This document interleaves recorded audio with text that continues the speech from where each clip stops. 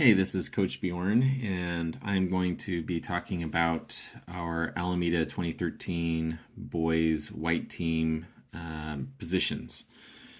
We play in a 2-3-1, meaning we have two central defenders, three midfielders, and a striker. What I'm going to be talking about right now are our defenders. We call them a right central defender and a left central defender because I don't really need a defender to be a wide right or wide left defender. The most important thing to protect is the goal. So I want you more central. The main tasks are to defend the goal. Since the goal's in the center of the field, the defender should usually be more central in the field, not pulled too far out wide. They need to react to what's happening on the field, looking at where they need to provide pressure and where they need to provide cover. When we talk about the 4 P's of defense, which are pressure, position, patience, and poke, our central defenders in the final third, that's this part of the field, should be in full 4P mode. So if they make a lunge in this area and miss, it's usually going to provide an opportunity for the other team to score.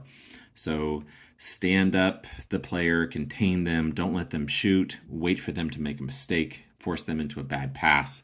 That's really what we're talking about. If we go and try to win the ball as soon as we see the player, that usually ends poorly. When we get the ball back and we're playing out of the back, this is what we call playing out of the back when the goalkeeper has it.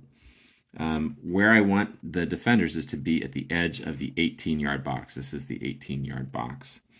What we're looking for is for them to receive the ball, to turn out away from the pressure. This is usually where the defense is going to be.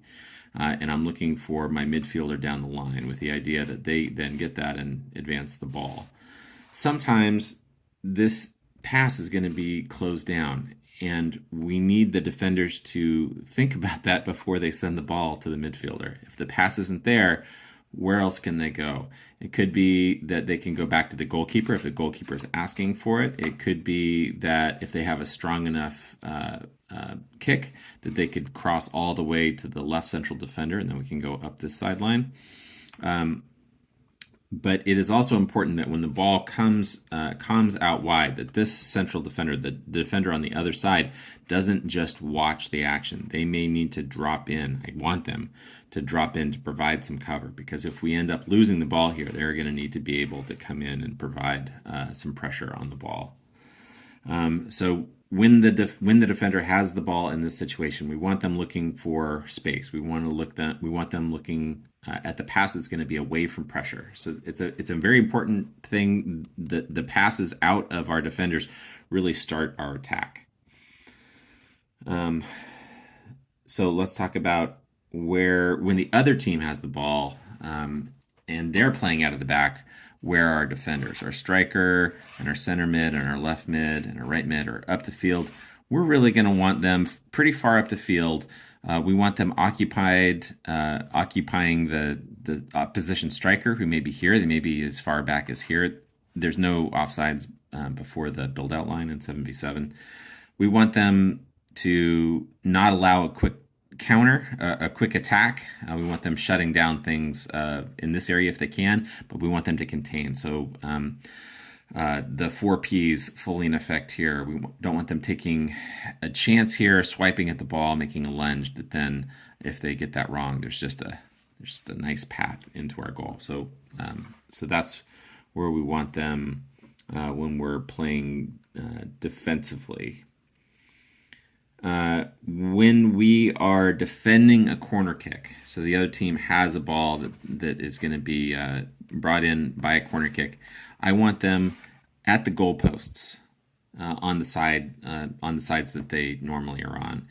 If the other team has 2 players and they're playing it short over here, in this case the right midfielder would be here picking up one of the players. I want the right central defender to come over and pick up the other player. Okay, so we start off at the posts. If they have 2 players over in the corner and they're going to be playing it short, then we engage with 2 players of our own. When we're talking about a corner kick on the other side, it's going to be the same as when the other team's playing out of the back. They're going to be high up on the field, and they are going to be trying to shut down a counterattack and not allowing the other team to slice through our defense. And when we're talking about throw-in, so if the ball goes out on this side, the right midfielder, if it's on the right side, is going to take the throw. The right center back is the third option. When we do a throw-in offensively, the striker makes a run down the sideline. Hopefully they pull. If they're open, great. We'll get the ball to them, and they'll run into the attack. If they pull defenders with them, but they don't get the ball, our center mid is going to look into this space. And if that is also shut down, then our defender here is the outlet to relieve pressure and get the ball back into play. So to sum up, right central defender and left central defender, these are more central. If we're pulled out wide, bad things happen because we leave our goal less defended. So when we're on defense, we're compact. When we're on offense, we can spread out to provide some width, but we also have to be ready to get right back in the center should we have a turnover so that we can protect our own goal. And that is left central defender and right central defender in our 2-3-1 setup for 7v7.